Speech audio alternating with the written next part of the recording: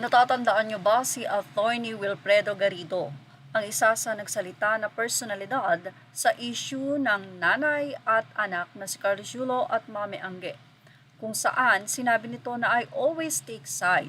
Pero this time, noong issue ni Sara at Mateo ay pinanigan ni Wilfredo si Sara at Mateo over Mami Divine. Pero this time ay papanigan or pinanigan ni Attorney Wilfredo Garrido si Mami Angge over Carlos Yulo and Chloe San Jose.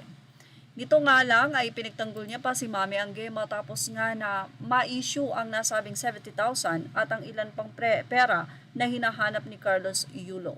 Ayon kay Wilfredo Garrido, hindi naman pala nilustay ang pera, binili ng property o bahay, in short cash was converted into another asset, real property, which will rise in value. Walang nawala kung mali man ang ginawa ng ina, pwede naman niyang bawiin ang bahay at ibenta ito at ibalik ang proceeds sa BPI account niya na siya lang ang may control at sa ganon maitutuwid ang bank statement na ilabas ni Chloe. Baka pa nga kumita pa kayo lalo. Ganun pa man nagsorry si inay. Hay nako, yan ang naging pakayag pa ni Attorney Garrido.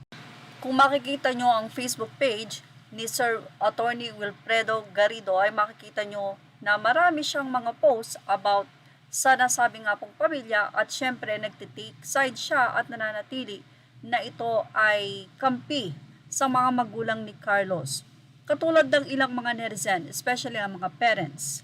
Iba-iba man sila ng opinion pero sabi nga natin 100%, 90% ay kampi sa ina at 10% lang ang kay Carlos. Kung mapapatunayan daw ni Carlos Yulo na ang kanyang ina ay talaga namang wala sa ayos ang pag-uugali, minaltrato sila, at ano pa man ang ginawa nito sa kanilang buhay, ay pwedeng i-take side ng mga netizen. Ang kanyang ngayon ay nararamdamang umano ay depression noon, mental health, na gumaling ito dahil sa mga taong nakakasama niya ngayon katulad ni Chloe, at nang tinuturing niyang pangalawang ina ang presidente ng GAP na si Mrs. Cynthia Carrion na nadadamay na rin sa nasabing issue.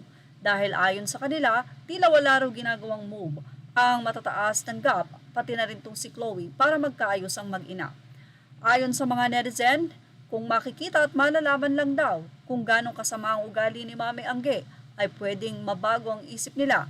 Kaya pala ganun na lamang kagalit ang puso nitong si Carlos kay Mami Angge. Pero kung dahil lang ito sa issue ng hindi matanggap ni Mami Angge si Chloe at doon ay parang wala ng paraan pa para magustuhan kaya nag-boundary sila, tila isa daw ito sa mababaw na dahilan. Actually, sinabi na nga ni Mami Angge na ready na siya at nagpapatawad na siya at kung babalik ang kanyang anak ay open arm niya itong tatanggapin, kaya naman na kay Carlos Yulo na lang talaga ang nasabi nga pong way para magkaayos silang mag-ina. Mataas ang pride, yan ang mga say ng netizen. Saan ka raw nakakita ng anak na ganito? Well, marami pa rin ang hati ang opinyon. Nito lamang din ay nag-viral sa social media ang pag-guest ng kanyang girlfriend ni Chloe San Jose sa ASAP.